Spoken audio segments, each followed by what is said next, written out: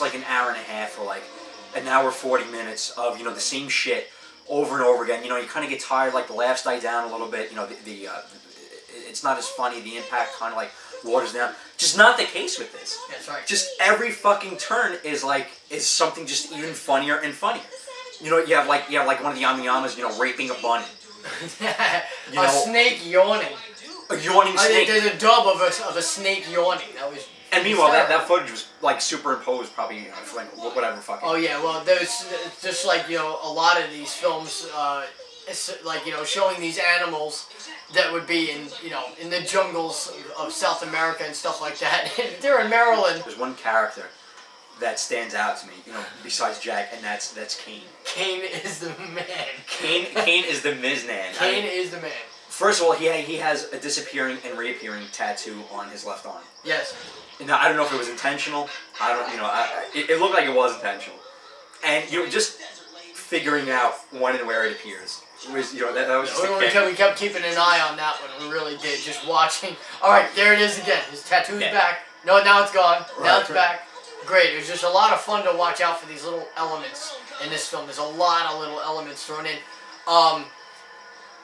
Especially when it comes to the, you know, the films that it was paying homage to.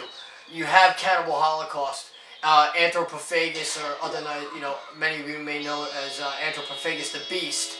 A little bit of that mixed with Zombie Holocaust and the Island of Dr. Moreau, like the three of those thrown together, and Cannibal Ferox. Yeah. You just have an overall one film that gives you all the glorious stuff from from those many films. Right. In one. Yeah, and you know, and then you know they're like going through the grass, and I'm like, places in the heart. Yeah. You know, I'm just taking back, you know, Sally Field and no, but you know, you're right. You know, there's tributes all over the place, and it all fits, and it's all, you know, it's obvious, but you know, for this movie, you know, they make it work.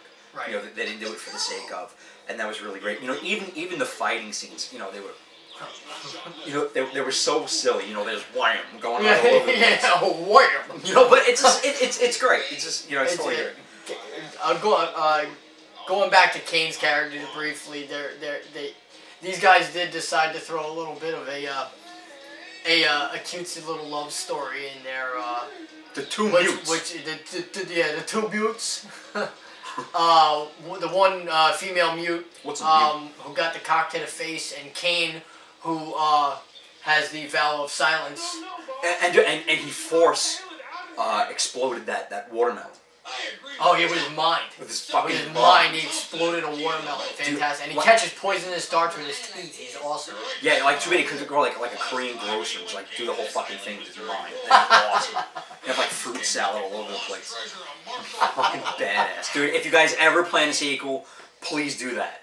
You know, do it like in front of Korean stand. Yeah. The film overall, as a whole, a tribute to the Italian cinema, the cannibal cinema of the 70s and early 80s. Yeah. As well as being schlock, it was perfectly put together. And I really like. This movie is a high suggestion to anybody. I would recommend it, and it is definitely has that repeat viewability.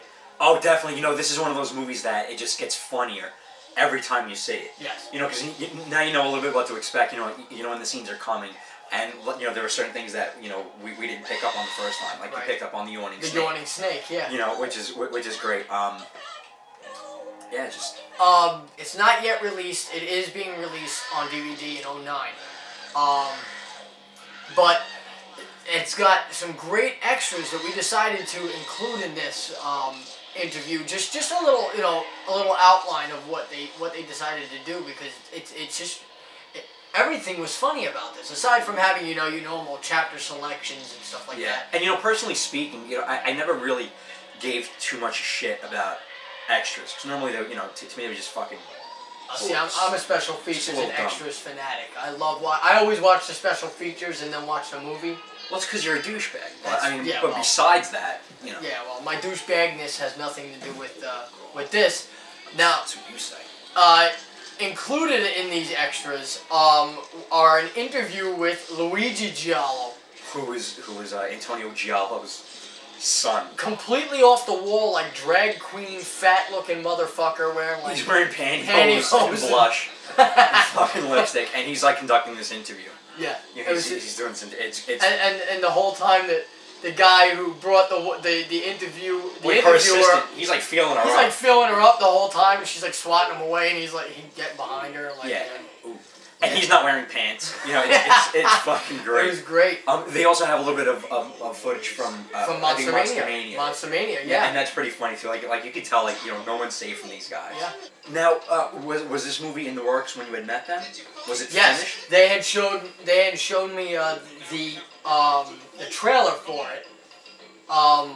When I picked up one of their other films, which I have right here. Here, let me just pull this out for you guys. It's Pleasures of the Damned. Here, let's get a little bit of a close-up there if you can see it. Pleasures of the Damned. This is what I picked up from them because they showed me a little clip, and then they said, if you like that, do you like Italian cinema? And I said, of course I do. Who doesn't? What real horror fan does not like Italian horror films? And they showed me the trailer for this movie, and I laughed my ass off. Just from hearing the music and seeing the dubbing in this short, tiny little trailer, I was sold. Yeah, you know, I have nothing but good things to say. How many fucking fingers we got here? We have 9 fingers because we're missing one. I think we're missing a pinky, but. Well, you know what? If an A is 4 severed fingers, I give it 4 severed fingers. I thought it was fucking. I thought it was insane. I would give it the same. Four severed fingers. Dude, I'm even gonna give it this much and throw in an extra thumb. 4 severed fingers and an extra thumb. You guys got this movie. Thumb. No one gets the thumb. This movie was just off the wall. Good job, guys. Hysterical, fantastic. Keep up the good work. I mean, you guys are not gonna lose. You're not gonna lose with this kind of work. No. Putting it out, especially with true horror fans and fans of comedy and you know, heavy duty satire. You've got it made with this. You really do. And I wish you the best of luck. Thanks. In future projects. Thanks. Oh wait, no, I didn't make the movie. I'm sorry. Why are you trying to take the credit for these guys? Yeah, sorry. Asshole. Move over, Matrix. Here comes Isle of the Damned. Yeah, and Green Mile. Isle of the Damned. Pick it up when it comes out. Please support these guys. Yes, please. Funny look as shit. Them. You won't regret it. I am going to do something I normally don't do, and I'm going to look directly at their. Yeah, well, bathe is. I showered yesterday. I don't. Awesome. Do I offend? No. Go fuck yourself, alright? But we would like to say visit these guys at www.direwitfilms.com. And you could also go to their MySpace page, which is Isle of the Damned. ISLE of the Damned. Isle of the Damned. Okay? You know, short for island. Isle. Horror fans, comedy fans alike. It's yours to go see this movie. Good luck, guys. Thanks a lot. Direwit Films.